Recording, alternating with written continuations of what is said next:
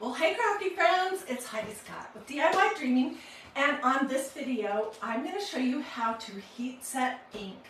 I'm going to give you a bunch of tips and tricks, and I'm going to show you some of the different kind of things that you can use ink on. So it should be really good. I've had a ton of questions lately about ink versus chalk paste, how do you set ink, and so forth. So let's just jump right in. As you are hopping on, say hello to me. Let me know where you're watching from. Feel free to sprinkle all that good stuff. Okay, yesterday we made this adorable tea towel and this adorable tea towel using stencils from Magnolia DIY.com and then using ink, okay, from Magnolia DIY.com. The application process is pretty similar to using chalk paste. People tell me all the time that they're intimidated or that they feel like it's going to be so much more difficult, and it's basically the same thing. Don't use too much ink. Don't go over and over and over and over and over and over. That's it. So I'm going to show you how to heat set, and then I'm going to just kind of give you some ideas. So this is what a pot of black ink looks like. And this is what a pot of white ink looks like. They last a really long time, and they're a great investment if you like to make t-shirts, tea towels, tote bags, pillows, baby onesies, anything that you would want to be able to wash, to clean. Okay, so let's start with this one. I applied my ink yesterday. So it's 100% dry. You want to make sure that it's fully dry, and that usually takes anywhere from 2 to 4 hours. I don't know specifically, but make sure it's solidly dry. And I don't have my iron turned on, so no worries. I'm just going to show you the process because I have already heat set these. Okay, you want to put your iron on cotton, or in that vicinity of the cotton setting, no steam. And I use parchment paper in between my ink and my iron just to protect my iron. And you are going to do kind of a circular motion. You don't press down hard. There's no steam. It's on cotton. Doing something like this for 3 or 4 minutes. And then you're going to flip your project over and do the same thing. Or if it's a t-shirt, or I don't usually do it with pillows, but with a t-shirt or a tote bag, you could do this. 3 or 4 minutes, okay? Then it's fully heat set. And this puppy can be washed in the washing machine with towels. No special care needed for it. It can be put in the dryer, and it can do that over and over and over and over and over and over and over again. And this t-shirt that I have on, I've washed 3 times already, and it's still a-okay. So that is the process of heat setting, and how I visualize it is the heat setting is basically melting the ink substance, whatever it is, we'll look at some colors in just a second, into the pores of the fabric. So it's becoming one with the fabric. And you can get cute tea towels, t-shirt blanks, fun tote bags, pillows, all over the place, including from Magnolia DIY.com. Okay, so these are some of the colors, just some. They have a huge variety. There's a yellow, there's a blue, and I'm going to set this one aside because I'm going to talk about it in a minute. Kind of a mint color, emerald green, magnolia green. I love this green. This is called sangria. This is called glittering red. There's a ruby red. This is tiger orange. This is gold. There's glittering gold, there's black gold, there's, whoops, hang on, let me set this over here. There are oodles of colors, but if you're just starting, here's what I recommend. Do black and white. Unless you want to do a bunch of patriotic projects this summer, then get the berry blue and the ruby red. But black and white are the most versatile. Okay, so I told you I was going to talk about this. I just got a question yesterday about this very subject. Do you guys remember when I made this tote bag? I made it last summer to be used to carry my Bible and my notebook and my homework book and pens and junk to my Bible study each week.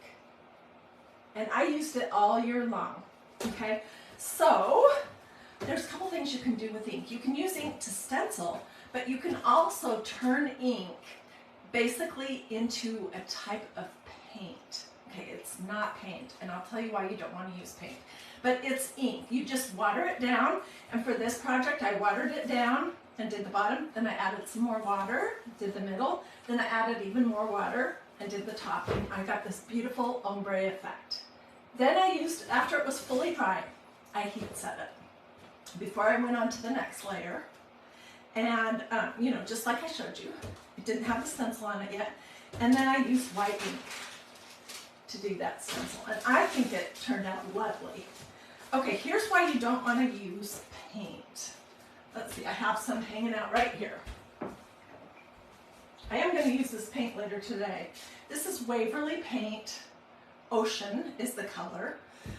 It is from Walmart. Okay, here's why you don't want to use paint on fabric. Number one, suppose I painted this whole thing with different, with paint that I kind of diluted more and more as I was going up. It would dry stiff and crunchy. That is how paint dries on fabric, very crunchy. And you're gonna feel like if your fabric bends, it's almost gonna break the paint layer. There's no way to heat set paint, okay? The other thing is, for the beautiful design, you don't ever want to use paint on a stencil. Doesn't matter whether it's chalk paint, acrylic paint, craft paint, latex paint, milk paint, or any other kind of paint. Paint is paint is paint is paint. And it's the quickest way to ruin your stencils because it dries really quick. And it will clog up the holes in your mesh stencils, so you'll only be able to use them a couple of times versus me, which I maybe use mine a little bit too long, but maybe 30, 40, 50 times, okay? So no paint to paint fabric and no paint on stencils. So I did want to say that. And this bag, because I used ink, it's soft. It's heat set. I may throw it in the washing machine before my Bible study starts again next year. I still have my name tag. Hiedi Scott, Community Bible Study. And I still have my contact list in here. And it would wash and dry just fine. Paint is not going to do that. Okay, so other projects that you can use ink for are something like this. Oh, and by the way, this awesome tote bag, which is so soft and so nice, it came from MagnoliaDIY.com. They sell these tote bags, and they're great. Super great. I love it. It's really nice and soft. Okay, the other thing you can do is you can make all kinds of pillows. And oh my word, I have made so many pillows over the last 3 years. I joined Magnolia as a creator on April 15th, 2020. So I've been representing that company for 3 years. I've been using their ink for 3 years. I have made so many pillow covers. This one, it was a wreath pattern that I made 2 falls ago. And of course I added my beautiful vintage mother of pearl buttons on it. But this is gold ink and this is silver ink. And this is a Magnolia pillow, which these are so nice. I just swap out the insert. You know, I have 3 or 4 inserts and I have oodles of pillows. This would wash also. This one probably not so much with the buttons glued on it, but otherwise it would totally wash, and you would heat set it just the same before you put your buttons on if you wanted to do buttons. Okay, now let's talk about t-shirts. That's the other kind of project that I have done oodly boodly boodles of. Tons. I was looking upstairs in my closet. I have at least 10 t-shirts, short and long sleeve, that I have made using Magnolia ink. This is one of my favorites and also most recent. It says Peace, Love, Jesus. I get my t-shirts most of the time at Hobby Lobby. This is a fitted one from Hobby Lobby, extra large. This is a not fitted one from Hobby Lobby, extra large, and they have a bunch of different colors. So I stenciled the front. Then when it was fully dry, you know, I did my heat setting thing. If you missed the beginning of this video, come back and watch or listen to it. And then I also have been doing some really fun things with the sleeves. So I used a stencil to do a design on the outside of these sleeves, and then it looks super cute to roll up a cuff and have something like that. For the sleeves, you need to do the front, let it dry, heat set it, then do the back, let it dry, and heat set it. But why I wanted to show you this is because I just washed this. I also washed my purple one that I had on yesterday that says Made to Worship. So if I had used paint, it would be crunchy. I don't think it would wash very well or press very well if you needed to iron it. The sleeves would be scratchy and uncomfortable. So that is what you need to know about ink. Let me see, is there anything else I want to tell you? I guess really I just want to tell you that you can get as creative as you want. You can wash and dry it. So if you're going to do a project like a t-shirt, a tea towel, a tote bag, a pillow, something that could get wet or that would be handled a lot, tea towels especially, or that you would want to wash, you must use ink. There's no way to use chalk paste. There's no way to make it permanent so it will be washable. You can use chalk paste if you're making something like this.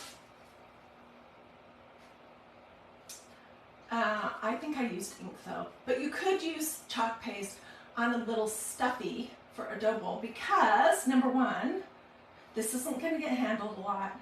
Number two, I'm never going to want to put it in the washing machine. So you could get away with it there, but chalk paste just will not work on these other things that we've been talking about. Anyways, I hope that I have answered all of your burning questions. Yes, this is parchment paper right here. Not wax paper. It's parchment paper. And you guys, have you seen this? Whenever I see it at Dollar Tree, I grab a bunch of it.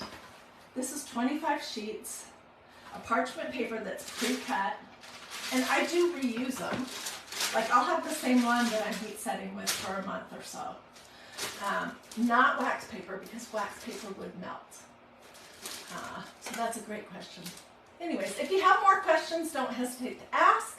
If you would like a link to look at inks or to look at stencils or to look at pillows or tote bags, just let me know in the comments and I will get that for you pronto so you don't have to go dig it out yourself.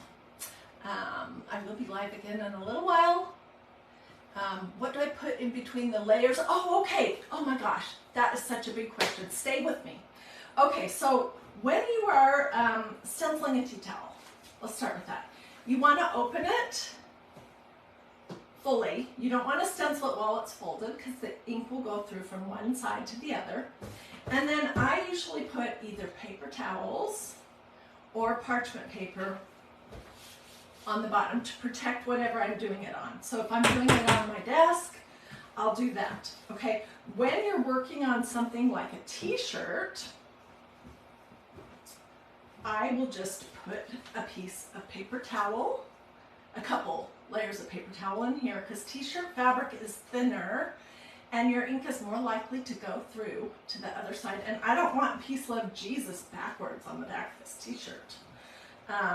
So paper towels, or you could use one of the inking mats that Magnolia has, or you could use cardboard. Let's see if I have one.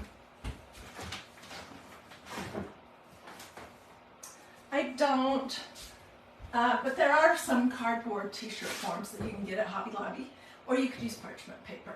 So you definitely want to do that because it will go through on something like this from the front to the back. And when I did my sleeves, I did the same thing. I put paper towels in between the layers when I did the front, then I heat set it, then I did the back, and I put paper towels in.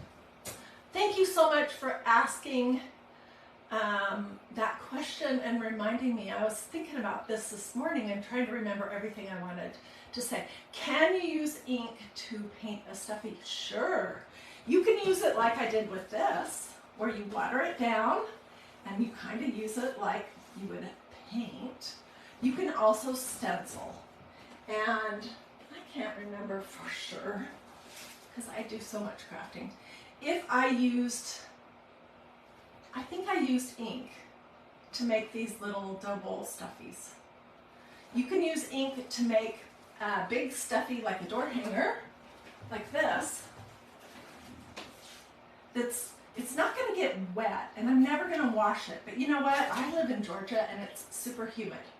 Though the air is wet. And this is going to go outside on my front porch over the summer. These are lemons, in case you're wondering, what is that? So I used paint, like this, to paint a canvas. Then I used a stencil, and I used ink.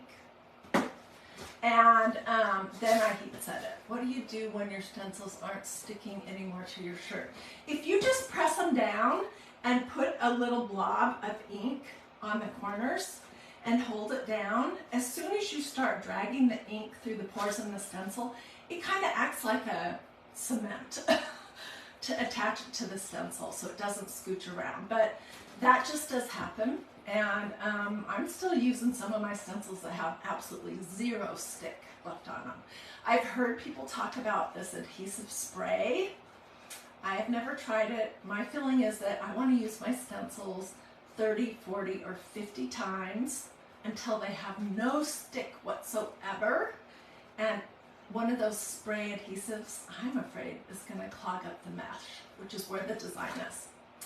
Let's see, did I have any other good questions? Those were both excellent questions. Thank you so much for asking. Oh, and let me tell you about this.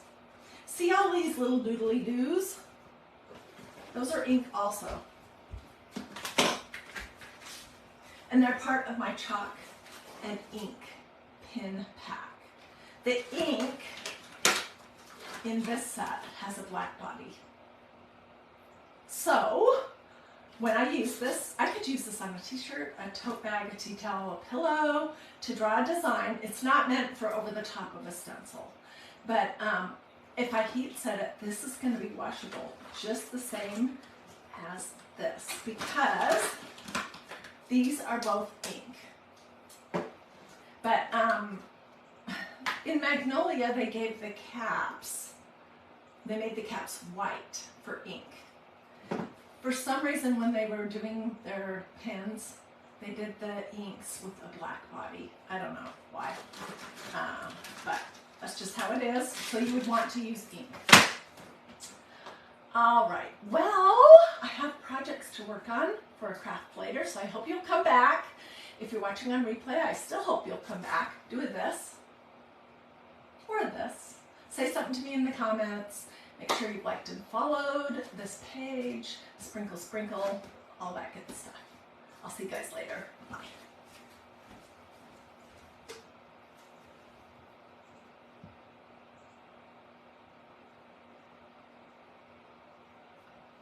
Chris Kennedy says it makes her want to try.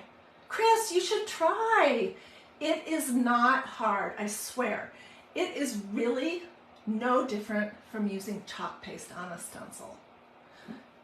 In both cases, you just want to make sure that you don't use too much and that you don't go over and over and over and over and over and over and over the same area, because that just pushes your medium through the holes in the stencil and around it.